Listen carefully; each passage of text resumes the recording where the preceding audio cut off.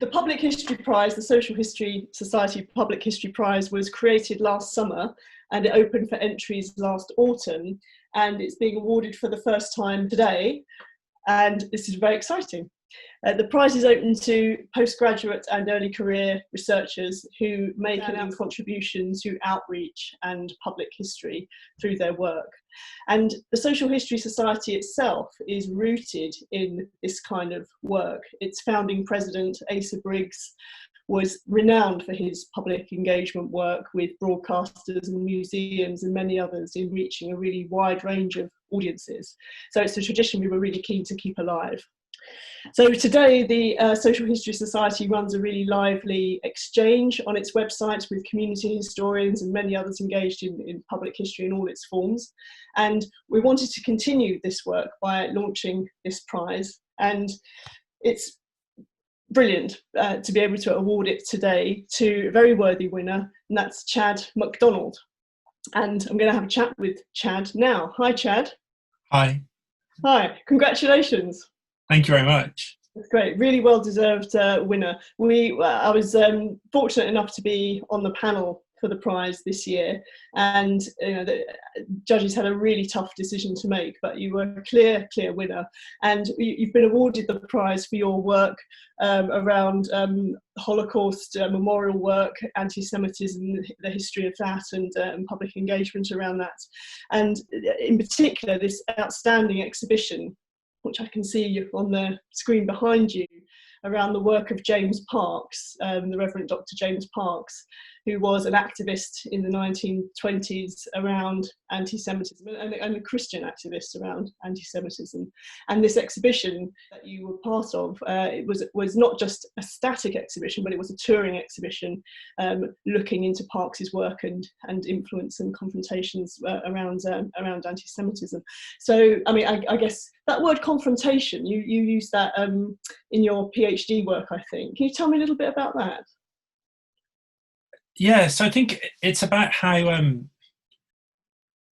people try to make sense of the Holocaust. And in my PhD work, which I submitted September last year now, which was kind of a lifetime ago, that was looking at how individuals who hadn't themselves experienced the Holocaust, but they were individuals working in civil society.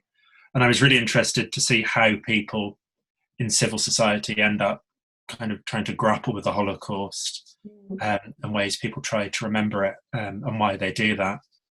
Yes, because I think that confronting is a more active word than engagement. That's kind of what I was trying to get at there, that we talk a lot about public engagement. It can be a rather bland term in many ways. And I was quite drawn to that word confrontation because that we're the confronting of these very challenging issues, and plays a big part in our activity, I think. So how did the exhibition get off the ground? Okay, so the exhibition itself, it kind of span out of my PhD work. So I was based between the universities of Bristol and Southampton, and when I'd go to Southampton to use their kind of amazing archive collections, one of the biggest archive collections for Jewish-Christian relations, I'd see that there's a big quote from James Parks in the entrance hall to one of the campuses. And when I first started kind of 5 years ago, I didn't really know who he was and why he had this big quote, which is perhaps slightly shameful, really. And he'd pop up his name in correspondence occasionally. So I soon realised he didn't have money himself, so he wasn't one of these kind of individuals that gets quotes because they've given lots of money to a university. And so I kept kind of doing my research, and then I realised it wasn't just me that wasn't fully aware of who it was, but individuals in Southampton weren't necessarily fully kind of aware of what he got up to. And I discovered that if you knew who Parks was, it was kind of shocking and awful that to kind of think that people didn't recognise his work or know who he was. But I realised that not knowing who James Parks was more people kind of in that side than than knowing who he was. So what I really wanted to do as I was coming towards the end of the PhD was to develop this exhibition to kind of show who Parkes was and what he got up to. And it was that kind of lack of awareness of Parkes when compared to some of his contemporaries and other campaigners. That was one of the reasons why I wanted it to be a touring exhibition, so that it could travel around the country and so that different communities could interact with it. So that's kind of why it went to kind of Christian venues, Jewish venues, civic venues, and then also venues that were important to Parkes's life, including his his long-term home in Bali, which he went to for Remembrance Day last year. So it was trying to get those communities involved throughout the country. I thought was very important, and kind of recognising that the issues that James Parkes was confronting, so anti-Semitism, it's still very much a live issue as well, and has relevance to different communities throughout the country. So that's kind of what drew me to it, and kind of why I wanted it to travel.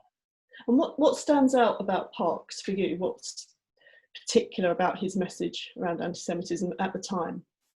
I think what's striking about Parkes, there's loads of things really. He's such an interesting kind of character, but I think one of the key things is that it's him after he leaves Oxford and he travels around Europe, organising conferences and going to universities throughout Europe. He's one of the first individuals in the 1920s that identifies this growing rise of anti-Semitism across Europe and particularly in universities, which puts him a decade ahead of contemporaries, at least a decade ahead of contemporaries. And what's interesting is that it's this public concern that attracts him to finding out more about anti-Semitism, and then he starts conducting kind of volumes and volumes of research. He produces over 400 publications in his lifetime. And now, I suppose, one reasons that his work isn't perhaps as known as it should be is he's one of the first individuals to suggest that it's the traditional teaching of the Christian Church which has helped to fuel anti-Semitism, and one of the first individuals to say that Christianity and Judaism are equally valid. And today those claims within the field of Christian-Jewish relations are very much acknowledged, but in the 1920s they really weren't. And what's really striking about Parkes is that he was also ordained in the 1920s. So he's very much a Christian clergyman that is making these claims. So I think it's really that interesting, those different kind of roles he fulfills. And even with his academic publications, he never works in a university. He gets offered these different positions throughout his life, and he always takes this maverick approach. So I think it's very interesting. He's interesting just for the sheer amount of stuff that he does as well. I find it just quite... And I guess we can't see the exhibition now because we're in lockdown, but I understand there are plans for there to be some kind of online exhibition or MOOC connected to it. Is that right? Yes, so there's plans through the Parkes Institute to develop a MOOC which will include parts of the exhibition. And then there's further plans to try and think about putting the entire exhibition online in some way, so that it again can reach wider communities.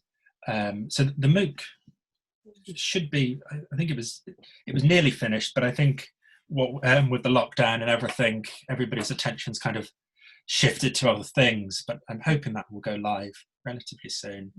And then the rest of the what are your own plans? What are your own plans for the future?